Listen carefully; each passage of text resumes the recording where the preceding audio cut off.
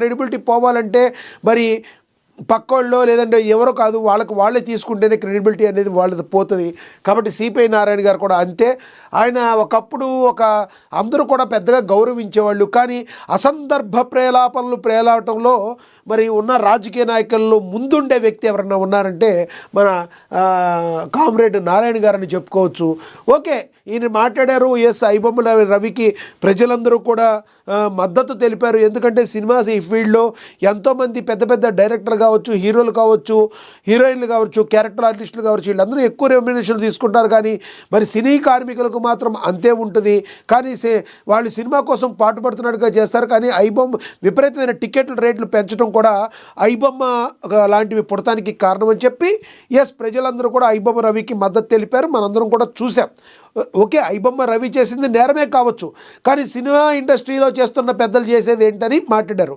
దొంగలు పడ్డ 6 నెలల కుక్కలు మొరిగినట్టు ఈరోజు ఇప్పుడు మళ్ళీ పెద్దగా కొత్తగా కౌంటర్ అవుతుంది చూస్తుంటే అందరికీ కూడా నవ్వు వస్తుంది. సిపిఐ నారాయణ గారు కొంచెం అప్డేట్ అవ్వండి సార్ అని చెప్పి రాజకీయ విశ్లేషకులు కావచ్చు వీళ్ళందరూ కూడా మాట్లాడుతున్న పరిస్థితి. ఇక చూస్తే రాంచీలో కోహ్లీ విశ్వరూపం చూసాం. సచిన్ ఆల్ టైమ్ రికార్డ్ బద్దలు అని చెప్పి మెయిన్ పేపర్లో దీన్ని రాయడం జరిగింది. ఎస్, కింగ్ కోహ్లీ నిన్న మరి స్వీటెస్ట్ సెంచరీతో 130 పై చిలుకు రన్స్తో ఒక రకంగా చెప్పాలంటే సౌత్ ఆఫ్రికాకి తన విశ్వరూపమే చూపించాడు విరాట్ కోహ్లీ. క్రికెట్ ప్రపంచంలో సచిన్ టెండూల్కర్ తర్వాత అంత గొప్ప స్థానాన్ని, అంత ఎక్కువ ప్రేక్షకాదరణ పొంది విమర్శకుల ప్రశంసలు సైతం పొందిన వ్యక్తుల్లో నో డౌట్గా మనం విరాట్ కోహ్లీని చెప్పొచ్చు. ఆయన బ్యాట్ జుడిపిస్తే ఆ అవతల జట్టుకి అది కాళరాత్రి అనుకోవచ్చు. ఎందుకంటే ఎన్నో మ్యాచ్లు ఒంటి చేత్తో గెలిపించి మరి భారతదేశం తురుపు ముక్కగా ఈ రోజున విరాట్ కోహ్లీ ఉండి అయితే ఒక రకంగా చెప్పొచ్చు, ఎవరికైనా కూడా ఫెయిల్యూర్ పీరియడ్ అనేది నడుస్తుంది. కానీ అప్రతిహాస్తంగా శతకాలు బాధటంలో కూడా ఒక యోధుడిలాగా విరాట్ కోహ్లీ ఉన్నారు. దానిలో ఎటువంటి డౌటు లేదు. కాబట్టే మరి విరాట్ కోహ్లీకి అంతటి ప్రజాదరణ ఉంది. ఇక నవంబర్ గోల్డెన్ మంత్ అని, భారత క్రీడా చరిత్రలో స్వర్ణాధ్యాయమని మన్ కీ బాత్ 108వ ఎపిసోడ్లో ప్రధాని మోడీ కూడా చెప్పారు. ఎందుకంటే క్రికెట్ అనే కాదు, అన్ని క్రీడల్లో కూడా భారత్ ఈ మధ్య ముందడుగు వేస్తూ అన్నీ రీసెంట్గా మనం చూసాం. మహిళల క్రికెట్ వరల్డ్ కప్లో కూడా భారతదేశం గెలిచి తమ సత్తా చాటి భారత్ యొక్క కీర్తి ప్రతిష్టల్ని దేశం నలుమూలలకి వ్యాపించేటట్టు చేస్తుంది.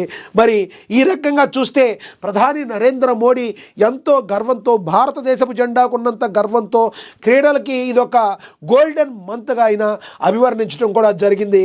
ఇక నెక్స్ట్ చూస్తే జనంలోకి సీఎం రేవంత్ 2 ఏళ్ల విజయాలు, 3 ఏళ్ల ప్రణాళికలు, నేటి నుండి పట్టణ బాట, అటు ప్రగతి మంత్రం, ఇటు పంచాయతీ గెలుపు తంత్రం, ఒక్క పర్యటనతో 3 లక్ష్యాలు.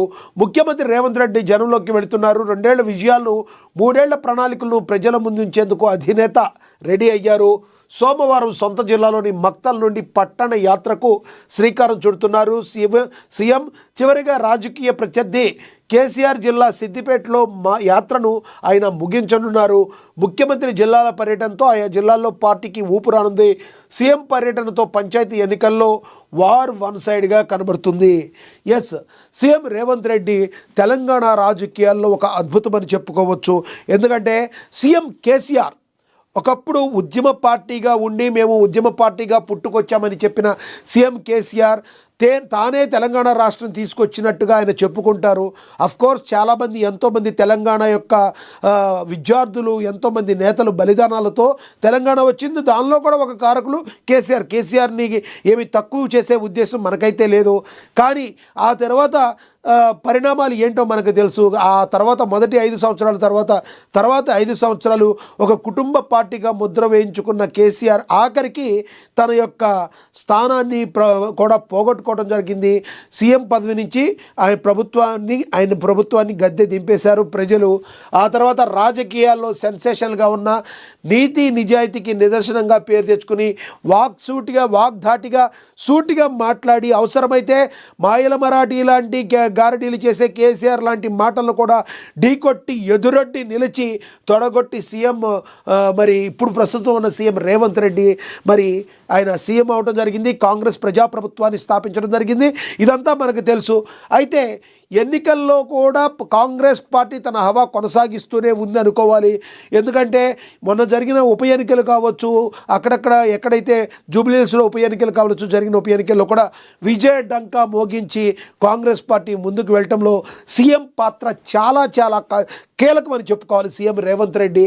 అదే విధంగా ఈ రోజున సర్పంచ్ ఎన్నికలకు కూడా ముహూర్తం ఖరారు అయిపోయిన వేళ మరి సీఎం రేవంత్ రెడ్డి మరి ఈ జిల్లాల పర్యటనలో ఎక్కడైతే ఈ ముఖ్యమంత్రి రేవంత్ రెడ్డి జనంలోకి వెళ్తున్నారు, ఆయన 2 ఏళ్ల విజయాలు 3 ఏళ్ల ప్రణాళిక, నేటి నుండి పట్టణ బాట, అటు ప్రగతి మంత్రం ఇటు పంచాయతీ గెలుపు తంత్రం. ఒకవైపు ప్రగతి తంత్రం, రెండో వైపు పట్టణంలో పంచాయతీలో గెలుపు తంత్రం. పంచాయతీలో గెలవాలి అంటే ప్రజలకి ప్రగతిని వికాసాన్ని చూపించాల్సి ఉంటుంది. ఏ రాజకీయ పార్టీ అయినా ఏ జనాలైనా అప్పుడు మాత్రమే ప్రజలు నమ్ముతారు. వాళ్ళు నమ్మినప్పుడు మాత్రమే ప్రజలు ఓటేస్తారు. ప్రభుత్వం ఏదైనా పని చెయ్యకపోతే ఎటువంటి పరిస్థితుల్లో ప్రజలు ఓటు వెయ్యరు. అది అధికార పక్షమైన విపక్షమైన. అధికారంలో పక్షంలో ఉండి కూడా ఓడిపోయి ప్రతిపక్షానికి ఓట్లేసి గెలిపించిన ప్రజలు కోకొల్లలుగా ఉన్నారు. కానీ మరి రేవంత్ రెడ్డి విషయంలో మాత్రం అలా జరగడం లేదు. ఎందుకంటే ప్రజలు చాలా చాలా చాలా బలంగా నమ్ముతున్నారు రేవంత్ రెడ్డిని.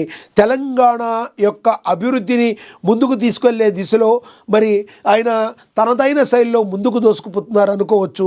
హైడ్రా తీసుకొచ్చిన కొత్తలో కొంతమంది అభ్యంతరం చెప్పినప్పటికీ ఈ రోజున ఎంతోమంది కబంధ హస్తాల్లో మరి ఎన్నో భూములు ఉండిపోయినాయి. అలాంటి భూములను మళ్ళీ మరి చెరువులు కుంటలను ఆక్రమించిన కబ్జా రాయిళ్ల చెరలో నుంచి విడిపించి హైదరాబాద్లో కావచ్చు, రాష్ట్ర వ్యాప్తంగా తెలంగాణ